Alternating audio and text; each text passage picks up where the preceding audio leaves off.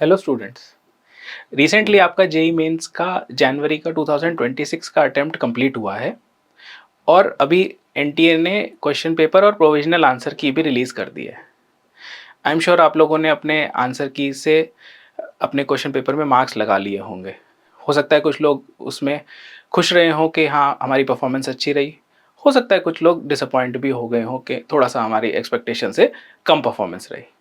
Either veg उस question paper को analyse करना और बाकी जो शिफ्ट्स के क्वेश्चन पेपर्स हैं उनको भी एनालाइज करना ज़रूरी है, ताकि आप आने वाले जेई मेंस के सेकंड अटेम्प्ट के लिए अपनी स्ट्रैटेजी अच्छे से बना पाओ। तो वो एनालिसिस स्टार्ट करते हैं। आज हम फिजिक्स का एनालिसिस करेंगे, देखेंगे कि पेपर फिजिक्स का कैसा आया था एंड अकॉर्डिंगली कैसे हमारे को अपनी आगे की स्ट्रैटेजी को रखना चाहिए। सबसे पहले तो ये देख लेते हैं कि 11th और 12th का वेटेज कैसा रहा।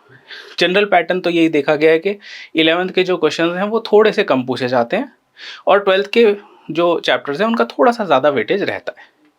इसमें कैटेगराइजेशन का जो तरीका है वो ये रखा है कि अगर कोई चैप्टर ऐसा है जिसमें कि कॉन्सेप्ट यूज्ड है एंड उसके बिना आप उस क्वेश्चन को सॉल्व नहीं कर सकते थे, तो वो उस चैप्टर में कैटेगराइज किया है। एग्जाम्पल के लिए, अगर इलेक्ट्रोस्टैट्स में एनर्जी कंजर्वेशन का कॉन्सेप्ट यूज्ड है तो भी वो क्वेश्चन तो इलेक्ट्रोस्टैट्स का ही है, क्योंकि इलेक्ट्रोस्टैट्स का चैप्टर जब तक आपने नहीं पढ़ लिया था तब तक आप एनर्जी कंजर्वेशन के कॉन्सेप्ट को लगा के सिर्फ उस क्वेश्चन को नहीं कर पाते। तो इस तरीके से हमने क्वेश्चन को कैटेगराइज किया है। अब जैसे एरर एनालिसिस है या इस टाइप का कोई चैप्टर है तो वो हम उसी तरीके से उसको 12th में रख रहे हैं जैसे कि हम अपने वर्कबुक मॉड्यूल में लेके चलते हैं। अगर आप देखोगे तो इस बार का जो पैटर्न है वो कुछ इस तरीके का है कि रफली 40% of the syllabus was of 11th और 60% सिलेबस आपका 12th क्लास से पूछा गया है। यानी 12th को जो वेटेज है वो थोड़ी सी ज़्यादा दी गई है। लास्ट के सालों का अगर आप पेपर उठा के देखो तो ये जो परसेंटेज है ये जनरली 50 के आसपास ही रहती है। 55 से नीचे जाते हुए मैंने कम ही देखी है, 55 से ऊपर जाते हुए सॉरी मैंने कम ही देखी है। इस बार इनफैक्ट 59% तक आपके 12th के क्वेश्चंस थे, तो यानी जो वेटेज है वो थोड़ी सी 12th के फेवर में थी। अगर इसको आप टोटल करोगे तो ये जो नंबर है इसका टोटल 102 क्वेश्चंस आएगा और अगर आप 12th के चैप्टर्स को टोटल करोगे तो उसका जो वेटेज है वो 148 आता है।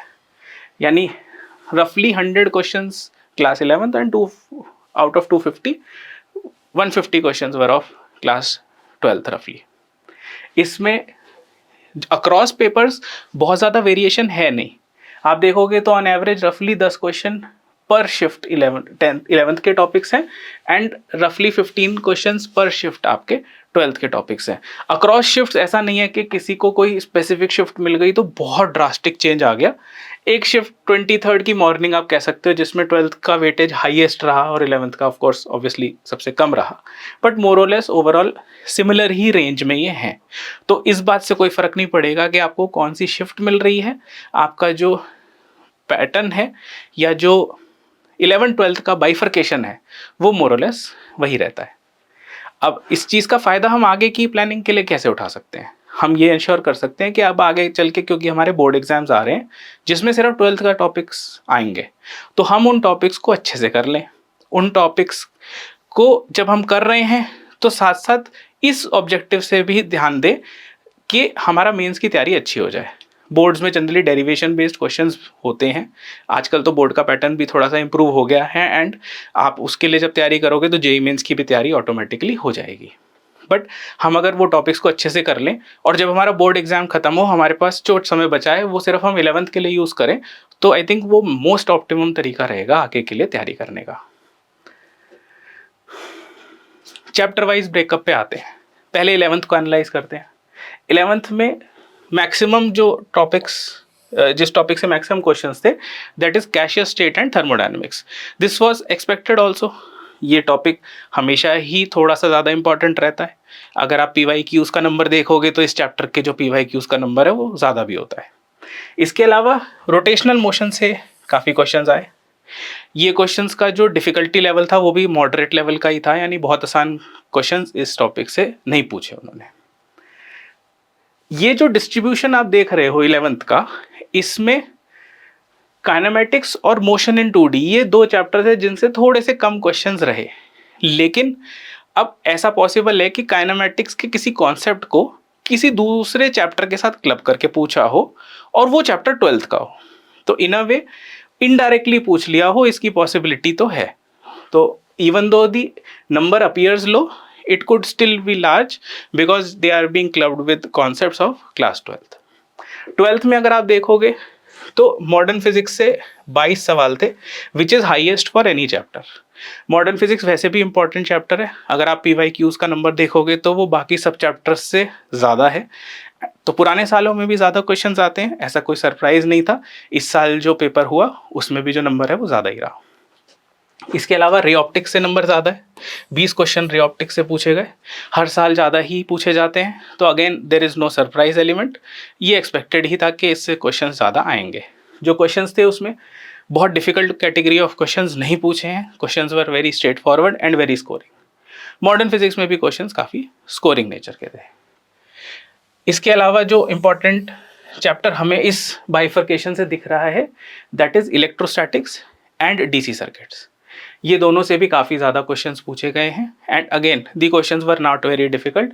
DC सर्किट्स के क्वेश्चंस आपके इलेक्ट्रिकल इंस्ट्रूमेंट्स है उस टॉपिक से कुछ क्वेश्चंस थे, कुछ बाकी जो चैप्टर के थ्रू आउट क्वेश्चंस थे वो भी जनरली इसी कैटेगरी के ही थे। इलेक्ट्रोस्टैट्स के क्वेश्चंस भी आसान थे, पोटेंशियल, इलेक्ट्रिक फील्ड वगैरह इन सब के क्वेश्चंस थे और ईजी कैटेगरी में ही थे। इसके अलावा आप अगर इसमें ये सोचो कि क्या हर शिफ्ट में एक एक क्वेश्चन आया हर चैप्टर का, तो ऐसा ज़रूरी नहीं है। ऐसा हो सकता है कि किसी शिफ्ट में मॉडर्न फिजिक्स के 4 क्वेश्चन रहे हों, किसी चैप्टर को छोड़ भी दिया हो। ये अक्रॉस 10 शिफ्ट्स एकदम चैप्टर की यूनिफॉर्मिटी रख पाना पॉसिबल नहीं है, किसी भी साल नहीं हो पाता। बट आप इस चीज़ के बेसिस पे अपनी स्ट्रैटेजी मत बनाना।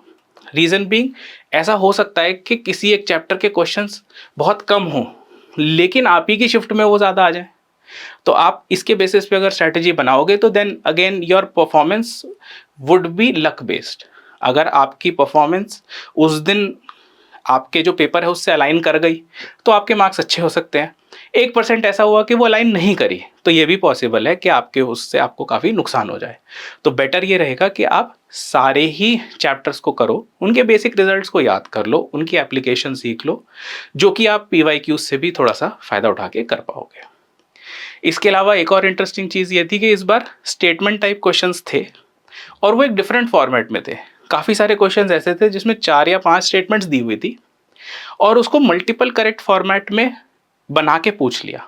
बना के पूछ लिया का मतलब ये है कि उन्होंने ऑप्शंस इस तरीके से दे दिए 1 and 2, first statement 1 and 2 is true, 1, 2 and 3 is true, 1, 3, 4 is true और इस तरीके से 4 ऑप्शन बनाए हुए थे। तो even though the question is single answer correct, but जो फॉर्मेट उन्होंने लिया वो basically more than one correct type format से इंस्पायर्ड फॉर्म में पूछ लिया है।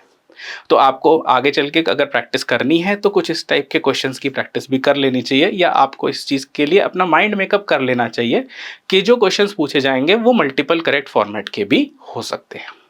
सेमीकंडक्टर्स चैप्टर में जो क्वेश्चंस थे वो मोस्टली आपके लॉजिक गेट्स के थे, कुछ जीनर डायोड के थे। लॉजिक गेट्स के काफ़ी क्वेश्चंस देखे गए। जो सेमीकंडक्टर्स एक ऐसा चैप्टर है जिसमें पर शिफ्ट 1 क्वेश्चन का ट्रेंड फॉलो किया है। ये इकलौता ऐसा चैप्टर है जिसमें 10 शिफ्ट थी, 10 क्वेश्चन है और हर शिफ्ट में सिर्फ एक ही क्वेश्चन पूछा है। तो एकदम यूनिफॉर्मली इस चैप्टर को डिस्ट्रीब्यूट किया है अक्रॉस दी पेपर। 12th में अगर आप देखोगे तो कैपेसिटर्स से नंबर ऑफ क्वेश्चंस कम पूछे हैं, AC सर्किट से नंबर ऑफ क्वेश्चंस थोड़े कम पूछे हैं, which is kind of expected also. AC circuit से जनरली बहुत क्वेश्चंस नहीं पूछता है। EM वेव्स से 10 क्वेश्चन आए हैं एंड टोटल अगर हम इसको कंबाइन करके देखें तो 15 क्वेश्चंस बन जाते हैं। तो together 2 small chapters, not very big chapters and combined having a respectable weightage. तो आगे जब आप इनको करने की प्लान करो तो किसी चैप्टर को आउटराइटली छोड़ना सही स्ट्रैटेजी नहीं होगी। एक बार शिफ्ट वाइज देख लेते हैं कि कैसे डिफ़िकल्टी पैटर्न था हमारी शिफ्ट का एंड ओवरऑल क्या रहा। तो शिफ्ट वाइज तो अगर आप देखोगे तो मोस्टली या तो क्वेश्चंस इजी या मॉडरेट में ही थे, डिफ़िकल्ट क्वेश्चंस बहुत कम थे। हमने इसको इस तरीके से कैटेगराइज किया है कि अगर कोई क्वेश्चन बिल्कुल ही डिफ़िकल्ट कॉन्सेप्ट का है, आपको एकदम पढ़ के एक बार में समझ नहीं आ रहा है कि क्या करना है, तो फिर वो डिफ़िकल्ट कैटेगरी का है। जाहिर सी बात है कि ऐसे क्वेश्चंस थोड़े से कम रहते हैं, तो इसलिए ये नंबर है भी बहुत कम। तो ऐसे क्वेश्चंस जिसमें पढ़ के बिल्कुल समझ ही नहीं आ रहा कि क्या करना है, जो कि फिजिक्स में कम ही होता है, तो ऐसे क्वेश्चंस सिर्फ 2% आए। फिर हमने बोला कि इजी क्वेश्चंस दो तरीके के हैं, या तो वो क्वेश्चन बिल्कुल ही आउटराइटली सिंपल है कि आपने स्टेटमेंट पढ़ी और तुरंत टिक कर दिया, या फिर न्यूमेरिकल टाइप है, थोड़ी नंबर क्रंचिंग करी और वो हो गया है। अगर थोड़ा बहुत कैलकुलेशन डिफिकल्ट है तो भी हम उसको फिजिक्स की लैंग्वेज में क्वेश्चन को ईजी ही कहेंगे, बिकॉज अगर सिर्फ डिवीजन मल्टीप्लिकेशन में आपको टाइम लग रहा है तो वो क्वेश्चन एक्चुअली डिफिकल्ट नहीं हो जाता है, अनलेस कि बहुत ही ज़्यादा लेंदी कैलकुलेशंस हों। मॉडरेट यूजुअली वो हैं जो आपको थोड़ी एक्स्ट्रा कैलकुलेशंस लगवा रहा है, मल्टीपल कॉन्सेप्ट्स को क्लब कर रहा है, एंड हो तो जाएगा लेकिन आउटराइटली एकदम से देखते ही नहीं होगा, आपको थोड़ा सा टाइम उसको देना पड़ेगा। अगर आप देखोगे तो overall most of the questions were easy. थोड़ी कैलकुलेशन बेस्ड थे क्वेश्चंस, पेपर में थोड़ा सा ऐसा था कि आपको थोड़ी सी कैलकुलेशन एक्स्ट्रा करनी थी, but majority questions easy nature के थे। मॉडरेट क्वेश्चंस 28% हमने देखे, जिसमें आपको या तो कैलकुलेशन ज़्यादा है, मल्टीपल कॉन्सेप्ट्स लगवा रहा है। डिफ़िकल्ट क्वेश्चंस बहुत ज़्यादा नहीं थे, negligible percentage questions were difficult. अब ये जो एनालिसिस है इसके बेसिस पे हम अपने अप्रैल अटेम्प्ट के लिए क्या क्या चीज़ों का हम ध्यान रखें। तो सबसे पहली चीज़, जो 9 शिफ्ट ऐसी हैं जिसके पेपर अभी तक आपने नहीं किए हैं, एक शिफ्ट के तो आपने अटेम्प्ट कर लिया है, उसके अलावा 9 शिफ्ट्स ऐसी हैं जो आपने नहीं किया है। ये 10 के 10 शिफ्ट के पेपर्स को आप एक बार फिर से करो। आप ये देखो कि क्या आपसे वो क्वेश्चंस बिना प्रेशर सिचुएशन के हो जा रहे हैं। अगर कोई कॉन्सेप्ट ऐसा दिख रहा है कि हाँ ये मुझसे नहीं हो पा रहा है, तो आप उन कॉन्सेप्ट्स को एक बार फिर से रिवाइज करो। आप देखोगे कि फॉर्मूला बेस्ड ही हैं वो क्वेश्चंस, आप चाहो तो उन फॉर्मूलों को साथ में देख के भी वो क्वेश्चंस दोबारा ट्राई कर सकते हो, एंड जो उससे रिलेटेड कॉन्सेप्ट है उसको मल्टीपल टाइम्स आप रिवाइज करो। इसके अलावा आप कोशिश करो कि फिजिक्स के सारे ही चैप्टर्स को किया जाए, बहुत ज़्यादा कुछ हम छोड़े नहीं। पेपर यूजुअली आसान आ रहा है, बहुत मुश्किल नहीं आ रहा है। If you don't cover the whole chapter, आपके मार्क्स कम रहेंगे जो कि आपकी परसेंटाइल को हिट करेंगे। अगर पेपर बहुत मुश्किल नहीं है तो ज़्यादा बच्चों के मार्क्स आएंगे उसमें। अगर आपके उसमें कम रह गए तो इस बात की पॉसिबिलिटी है कि आपको थोड़ा सा परसेंटाइल में उसका लॉस मिलेगा। इस चीज़ को ध्यान में रखते हुए आप अपने अप्रैल अटेम्प्ट के लिए तैयारी करो। All the very best.